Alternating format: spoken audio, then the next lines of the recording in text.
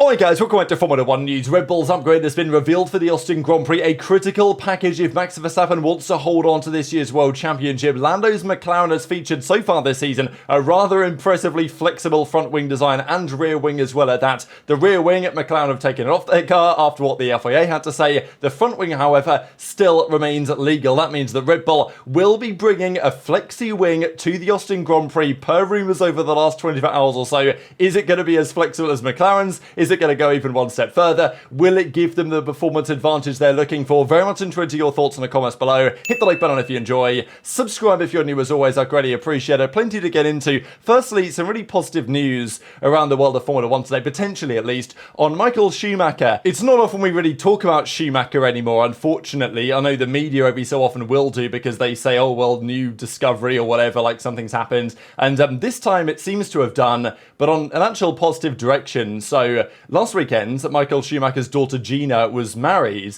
and apparently Michael was present at the event, which is his kind of like first ever real, at least since the accident of course, public event appearance type thing. Okay, not like public, but you know what I mean? Kind of like to a private event, at least appearing in that capacity. And of course, you know, the read between the lines here is that despite the fact that the Schumacher family very understandably are very private in terms of how Michael is, how he's, you know, what his recovery has been like since the accident, of course, all those years ago.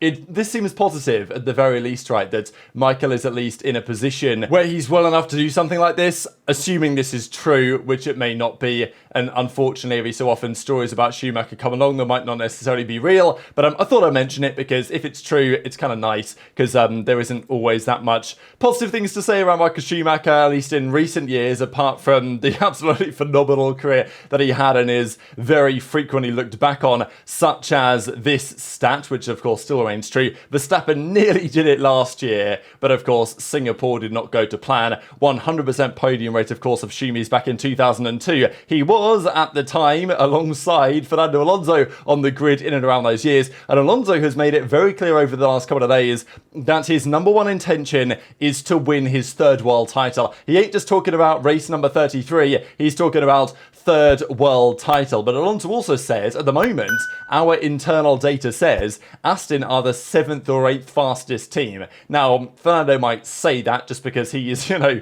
magicking that car into Q3 more often than not. And, you know, maybe the car has a higher ceiling than Alonso would admit. But nonetheless, he's still doing a great job. And he says, we're going to do a lot new parts, 3 or 4 tenths of a second if we want to get back into leading the midfield pack. But his real goal is looking forward to 2026, right? And I think if Aston don't deliver what they are intending to deliver year one of those regulations, and it looks like it's going to take longer for them to get to where they want to be, Alonso might just call it a day. But of course, they've done everything, Aston Martin, to try and deliver this performance. Adrian Newey and all the other counterparts in that technical team. We talked about it when the Newey stuff was signed. The amount of individuals they have signed from top teams over the last few years into like every top role is nigh on ridiculous. And Aston have absolutely everything they need to become a championship contending or winning team. So Alonso makes it quite clear. His goal is winning the third world title. He's not thinking about the Dakar Rally. He's not thinking about Indy 500 again or doing Le Mans again or whatever. He's 100% focused on Formula 1 and will give it his absolute all over the next couple of years to try and win that world title. But of course, many would say, look, think about winning a race first and then you can think about winning a world title. But to be fair, Lando had not won a race until this season and he's in a championship fight, there's no doubt about it, despite the fact that Max is still the rather heavy favourite. Speaking of the grid real quick, interesting development on Colapinto. We're still not really sure what's happening over at Sauber, Audi, for next season. Maybe it doesn't matter because they're terrible, but you know, it's important, isn't it? Because if you get a drive at that team, then you can get opportunities in the future and they might come good again at some point, certainly when Audi come around and try and kick that team into shape, which arguably they should have been doing over the last 18, 24 months or so, but Audi have been so far on the sidelines that Sauber are in an absolute shambles, and at least in terms of their competitiveness, which maybe makes sense because they're getting taken over entirely, isn't it? So, you know, you can understand why things have gone downhill over there, but they do need a driver. Nico Hülkenberg will be one of their drivers, and there is an argument to say that, well, you've got Hülkenberg, you've got some experience, Bottas is still a great driver and could still do a great job, but given their particular competitive position, it may just make more sense, at least bringing someone on with some upside, some, future potential in the medium term. And Franco Colapinto is surely one of the top guys in that conversation. So as of yesterday, or as of today even, the rumour is that there are advanced contract talks with Sauber, and Williams are pushing for that to happen. So, their former man Bottas, they're trying to get him out of the car, get Colapinto in effectively. It's another team, sure, but a loan type arrangement could make sense for both parties there. So we'll see, but it's interesting because a couple of days ago we'd heard that, Bottas is basically a done deal. He's almost certain to be coming back. Now we're hearing that, well, there are at least deep negotiations with Colapinto, and I'm sure many would be excited about that. Red Bull, as always, do have a lot going on. We know that Horner has kind of been talking about, well, let's say Lawson doesn't deliver. Let's say Checo doesn't deliver from now to the end of the season. We know what Danny Rick's capable of. That's what we talked about yesterday. Of course, seemingly completely forgetting that Yuki Tsunoda even exists. But, we've talked about Yuki kind of being he's just there maybe to appease Honda, and for whatever reason they just don't see him as a viable candidate, despite the fact that of all of their junior drivers over the last few years, Tsunoda has done the best job. This account, actually, I didn't even know, just put Yuki in a Red Bull, and I definitely would approve that message. There's a couple of other drivers, though, that Red Bull would like to have in their car in the coming years if they're good enough, and those are both Ayumi Iwasa and Isaac Hadjar, who have been driving their Formula 2 cars in the past and over the last couple of years. Iwasa, I think, might be out in Super Formula right now, and Helmut Marko says these two will both be driving in the rookie sprint race. If you guys aren't aware of that, it's basically now been approved. I don't think it's been officially announced, but it's been approved by the teams that after the Abu Dhabi Grand Prix this year, like a few days after, they will run a sprint race with all of the rookies on the grid, or like the rookies that they want to promote, not necessarily on the grid, but you know what I mean? Like drivers that haven't raced in Formula 1 before will be racing in the Formula 1 cars around the circuit of Yas Marina, which is pretty exciting because we never really get the chance to see that. The rookie drivers, the junior drivers, the Formula 2 drivers or whatever, they will drive in a free practice session and we'll see them race in Formula 2 or whatever other series they're racing in. Iwasa this year is in Super Formula over there in Japan, but we don't get to see how they're going to do in an F1 car, right? Because there are plenty of F2 drivers, that have done very well in the last couple of years, and maybe it hasn't quite shown up when they've turned up in Formula 1, but there's been some F2 drivers that haven't done so well, and when they get in Formula 1, they really show what they're made of, right? So, F2 doesn't seem to be right now a great predictor of success in Formula 1. I think you can see that with the likes of Behm and even, Colapinto, maybe Lawson even on some level as well, whereas Mick Schumacher won it and, wasn't quite the driver that they needed, but then it was Haas. So there's always questions. It's difficult. You've got to have a good opportunity. You've got to take advantage of it when you do. But it's always challenging to read into how good these guys are actually going to be in F1 machinery, and this is a chance to do that at the end of the season because the cars are no longer needed, are they? The Formula 1 cars after that date. So Hadjar and Iwasa will be in be in that race effectively, and, Marco makes it very clear we will use them during the rookie sprints. An event, of course, which hasn't been officially announced, but this is Helmut Marko, so he doesn't care. And that's the way that he rolls. This, though, is Jos Verstappen. And look, we talked about Verstappen the other day, his words to Christian Horner, and he actually doubled down a bit. I thought it was quite interesting what he said here, because he made it quite clear, this is what I warned about, the team has fallen apart, everyone's leaving. And then he says, too many people are leaving. Max gets questions about it every time. So, again, Jos's number one thought is like, what does it mean for Max? And Max is obviously not happy about the fact that the media keep asking him, like, hey, these guys keep leaving your team. Is your team collapsing? What's going on over there, right? It's just not good what is happening at the moment.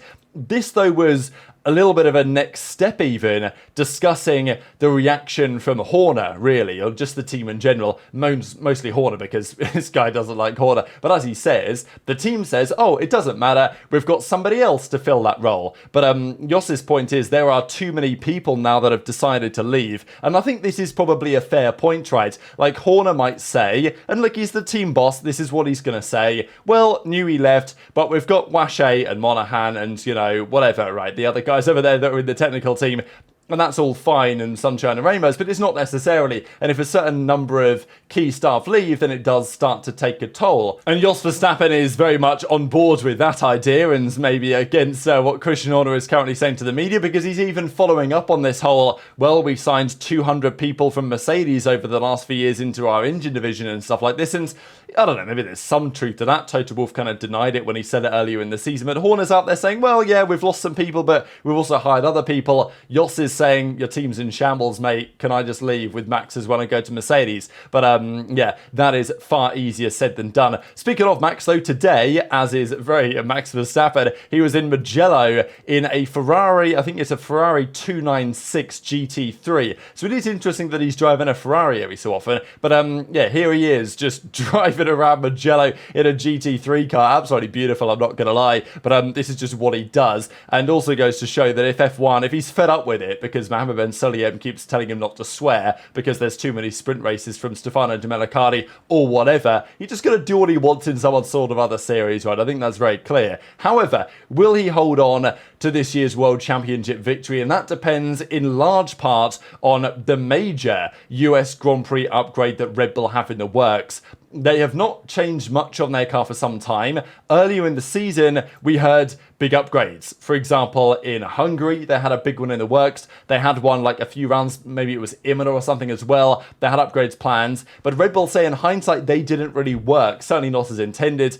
They actually seem to take the car away from where they were trying to go. And of course, there's been the whole asymmetric braking discussion, but, you know, whatever. We haven't had much more on that over the last couple of months. But Red Bull say they can get it back on track. They know what to fix. That was the point a few rounds ago that Red Bull say, all right, we've got the feedback from Max. We know what needs to change. Now we've got to do it. And they've got this big upgrade in the works. I mean, Helmut Marko, I think after the Friday of Singapore, basically said, all right, you know, we're just praying at this point the Austin upgrade works as planned, because Singapore was looking disastrous for Red Bull after Friday. They turned it around big time overnight. It was enough for Max to get second in the qualifying and eventually seconds in the race as well to Lando Norris. But, you know, that's not necessarily going to be good enough. Sure, Max can just get seconds and hold on to the championship, but the car needs to be better, because if the car is as good as it was in Singapore, which is good if you can put it all together and the setup is pretty damn good, but if it's not, out of the working window, really tough to drive, as we saw in Baku and Monza and various other tracks in that stint of races this season, where Lando should have closed the gap more than he did in reality and in hindsight for sure. However, 6 more rounds, a couple more sprint races thrown into the mix as well,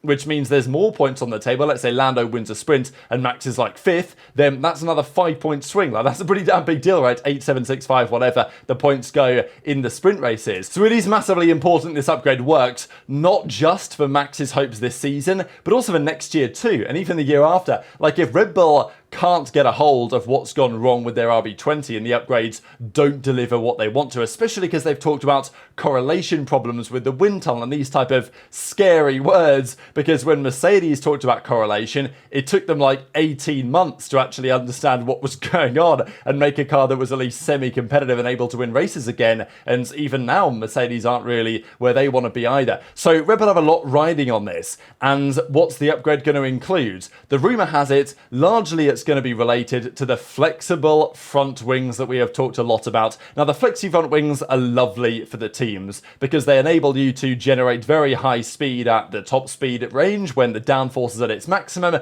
the wing will flex as much as possible. You guys can see here by comparison the amount of flexibility on the McLaren front wing, even the Mercedes front wing, compared to what you see on the Ferrari and, for example, on the Red Bull especially, where there really just isn't much flexibility at all. It changes a bit the angle of attack here of the Red Bull wing, but not, I mean, you guys can tell between this angle and this angle, like the Red Bull wing changes a bit, the McLaren wing changes a lot, and that is allowed in the regulations. The FIA have said, well, it's fine. Our static load tests say that it's fine, so it's fine. Although, spirit of the regulations, whatever, we've talked about it before. But it's nice to be able to have a flexible front wing because it means that you can maintain the downforce in the corners, drop some of that downforce at high speed, and also because it flexes in a certain way, it changes the way that you can manage the airflow into the front of the floor, which can just straight up improve performance. So the upgrade we believe for Red Bull is going to be twofold. one of which a new floor, which of course is connected to the front wing in some regard in terms of where the airflow happens, and then secondly, a new front wing, a more flexible construction of the front wing. So the rumour was, I don't think McLaren or I don't think Ferrari are working on this, maybe they are. There's been a feeling that Ferrari might have thought, well, it's probably going to get outlawed next year, so we might not bother type thing and just put our focus elsewhere, which might make more sense for them and might be the correct decision. But for Red Bull, they need the performance step now. So the FIA have said, well, McLaren's wing is allowed, so Red Bull kind of have to have their own, because otherwise they're just leaving performance on the table. So they are going to bring a more flexible version of their front wing, which is allowed in the regulations as per McLaren and as per Mercedes, we believe. But we'll see. How illegal is it going to be? How much of a grey area are we going to see on this wing? Right, McLaren flexes this much. Is Red Bull's going to flex even more? Like, what's possible, right? How far could Red Bull potentially push this? And of course, the design of the floor will surely in some point be connected to how they redesign their front wing as well. But that is the plan. Red Bull have a new floor and a new front wing. Those are the parts of the car they're going to be changing, maybe more as well. But that is part of their major upgrade package for the Austin Grand Prix. If it works, which it probably will to some degree, then Max is likely going to be able to win this championship. But also it depends on what the other teams do, because it's not like McLaren have to stand still. Sure, they can't bring a more flexible front wing because they're already pushing the limits there, but they do have plenty of upgrades in the pipeline, likely small things, because, I mean, how much can you improve that McLaren? It seems quite difficult to make it that much better right now. But there are upgrades. They have an alternative floor, which would produce more downforce. Would it unbalance the car? That's a question. That's on their simulator guys and their wind tunnel testing guys to figure out, because the other teams have tried it and it's failed. So McLaren are concerned. But let's say Red Bull's upgrade works, McLaren will have to deploy what they have to try and stay ahead. So I think McLaren will bring some things to Austin. Whether they bring everything, I don't know. I think that depends on whether Red Bull's upgrade works or not, because if Red Bull's upgrade doesn't work and they stay as fast as they have been over the last few rounds, McLaren can probably keep their car the same and be confident they can win this championship. If Red Bull's car improves, McLaren have to improve, because, you know, Max is just too good and too consistent and too consistently scoring points for McLaren to capitalise, unless Lando, turns into Lewis Hamilton for the final few races of 2021 and just goes on a tear. Like, that's pretty unlikely given Lando's ratio, or, Vettel in 2013 or whatever, right? Given Lando's performances so far this season, like, it's unlikely that he's going to win the next 6 races and all the sprints in between. So, Red Bull know that they can do something, and maybe not anything crazy, and still hold on, but the Constructors is lost. And this was the first graphic today from WTF1 that actually made me think, wow, like, Red Bull actually aren't leading the championship. I know that this was obviously true, but just seeing it in graphic form,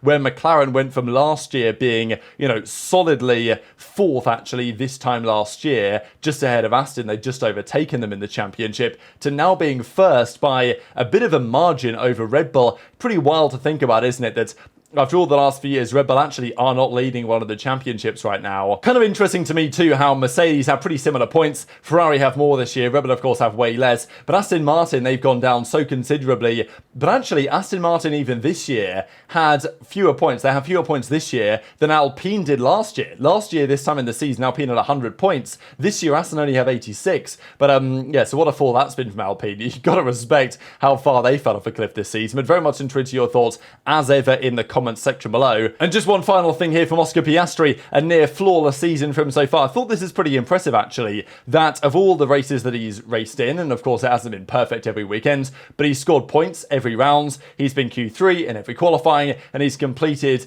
every single Grand Prix lap of the season. And I know there was an interview that I think AMUS did, Automotor and Sport did, with Piastri when he was talking about some, comparisons of himself to the likes of Alain Prost, and kind of seeing that those comparisons do seem to have some merit. So it's an exciting time. I know Piastri was also talking in that interview how he knows he has the speed in a one-lap qualifying situation to beat Lando, or at least be right there with Lando. But Piastri's like, I just don't quite have the consistency down. There's been a few laps, even in Singapore, for example, where he'll put in an absolutely rapid lap, which is right there with the fastest. Like, he's clearly got the pace, but he just doesn't have that consistency in qualifying that Norris has, which means that he often falls a fair bit behind. And that then affects your race, obviously, when you're not in a position to capitalise, as of course was the case during the Singapore Grand Prix, where arguably McLaren would have really liked to have him in second place at the end of that race, but he was too far behind Max to actually make that challenge happen. But very much interested to your thoughts on all of this stuff in the comment section below. Hit the like button if you enjoyed, subscribe if you're new, take care,